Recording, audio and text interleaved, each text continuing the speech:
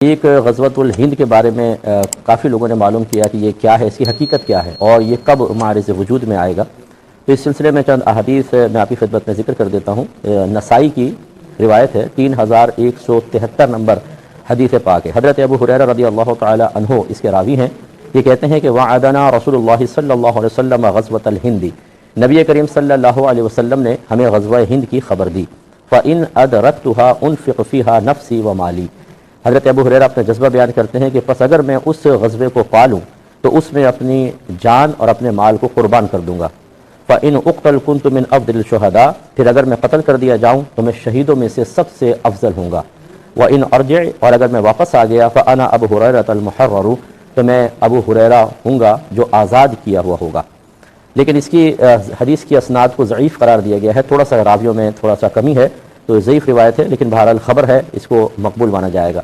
دوسری روایت ہے 3175 نمبر، اور اس میں حضرت ثوبان رضی اللہ تعالی عنہ راوی ہیں، جو نبی کریم صلی اللہ علیہ وسلم کے آزاد کردہ غلام ہیں۔ یہ کہتے ہیں کہ نبی کریم صلی اللہ علیہ وسلم نے ارشاد فرمایا کہ عصابتان من امتی احرزہم اللہ من النار، میری امت میں سے دو جماعتیں ایسی ہوں گی جنہیں اللہ تبارک و تعالی دوزخ سے بچائے گا، آزاد رکھے گا۔ عصابۃ تغزو الہند، ایک ان میں سے جماعت وہ ہے جو ہند کا جہاد کرے گی۔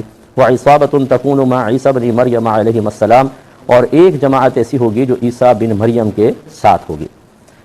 اب یہ تو ہے، اس کا ثبوت حدیثوں میں موجود ہے۔ یہ کب ہوگا جہاد؟ یہ یاد رکھیں کہ یہ ابھی نہیں ہے، یہ قرب قیامت کے وقت ہوگا، جب عیسیٰ علیہ السلام کا نزول ہوگا، جب دجال ظاہر ہوگا، اس وقت کہیں جا کر یہ جو اس وقت جو حملے ہوں گے وہ غزوۃ الہند سے تعبیر کرتے ہیں۔ اس سے پہلے اگر کوئی ایسے معاملات ہوتے ہیں تو وہ نہیں ہیں جو حدیث میں آئے ہیں۔ چنانچہ یہ ابو عبداللہ نعیم بن حماد خزاعی، جو سن 228 سنہ ہجری میں فوت ہوئے ہیں، ایک بزرگ ہیں، انہوں نے کتاب لکھی ہے کتاب الفتن، اس میں حدیثیں جمع کی ہیں۔ اس میں دو حدیثیں اس کے وقت کے بارے میں نشاندہی کرتی ہیں۔ حدیث نمبر ہے 1202۔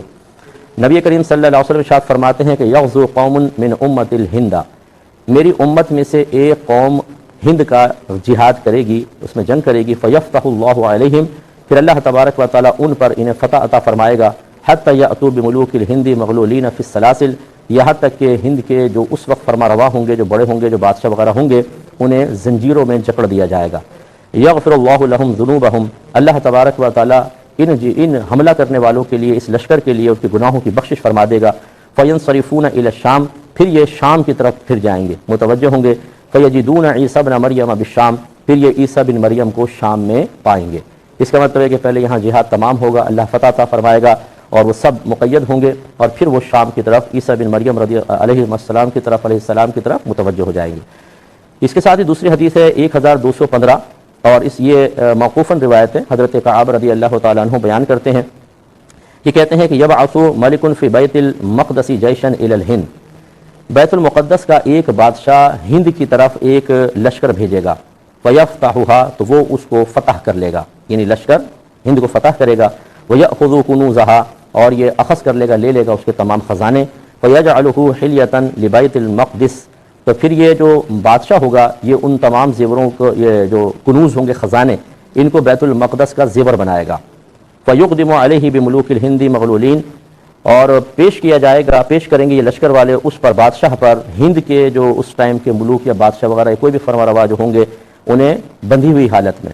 یقیم ذلک الجیش فی الہند، قائم رہے گا یہ لشکر ہند میں ہی، کہا کب تک؟ الی خروج الدجال، دجال کے نکلنے تک۔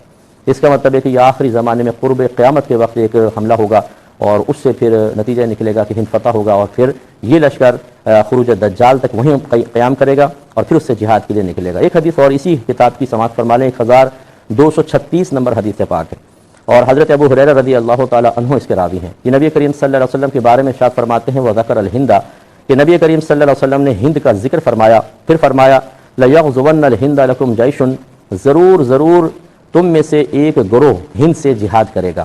یفتح اللہ علیہم، اللہ تبارک و تعالیٰ ان کو فتح عطا فرمائے گا۔ حتی یأتوا بملوکہم مغللین بالسلاسل، حتیٰ کہ لائیں گے وہ ان کے بادشاہوں کو اس حال میں کہ وہ زنجیروں میں جکڑے ہوئے ہوں گے۔ یغفر اللہ ذنوبہم، اللہ تبارک و تعالیٰ ان کی بخشش و مغفرت فرما دے گا۔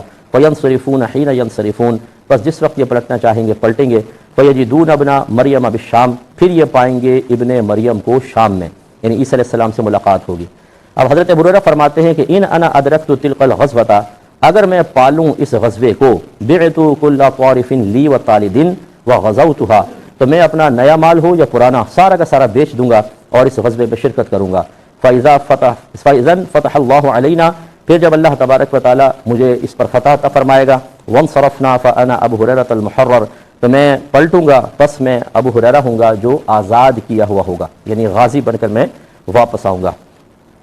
اور فرماتے ہیں کہ یقدم الشام، پھر یہ اپنے بارے میں غائب کا صیغہ استعمال کرتے ہیں، ابو ہریرہ شام میں آئے گا، فیجد فیہا عیسی ابن مریم، پھر یہ پائے گا اس میں عیسیٰ بن مریم کو۔